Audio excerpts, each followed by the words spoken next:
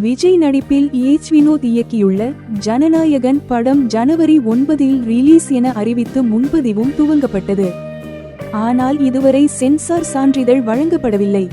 ரிலீஸுக்கு இன்னும் 3 நாட்களே உள்ள நிலையில் சென்சார் சான்றிதழ் தாமதமாவது குறித்து சென்னை உயர்நீதிமன்றத்தை அணுகியது பட தயாரிப்பு நிறுவனம். வழக்கை நீதிபதி விசாரித்த போது ஜனநாயகனில் மத உணர்வுகளை புண்படுத்தும் காட்சி இருப்பதாக சென்சார் வாரியம் கூறியது. இது தொடர்பாக நாளை அறிக்கை தாக்கல் செய்ய வேண்டும் என நீதிபதி உத்தரவிட்டார்.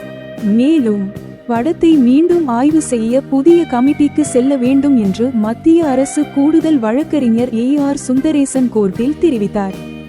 இதற்கு தயாரிப்பு நிறுவனம் சார்பில் ஆஜரான மூத்த வக்கீல் சதீஷ் பராசரன் குறுகிய நாள்தான் உள்ளது, புதிய கமிட்டிக்கு செல்ல வேண்டிய அவசியம் இல்லை. வழக்கு தொடர்பான கோப்புகளை ஆய்வு செய்து உரிய முடிவு எடுக்க வேண்டும்.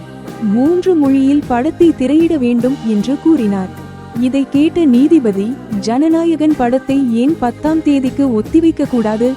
தை பிறந்தால் வழி பிறக்குமே என கூறி வழக்கை நாளைக்கு ஒத்திவைத்தார். வழக்கு நாளை ஒத்திவைக்கப்பட்டுள்ளதால் நாளைக்கே உத்தரவு வந்தாலும் அதன் பிறகு சென்சார் அதிகாரிகள் 2 நாளில் சான்றிதழ் வழங்க வேண்டும்.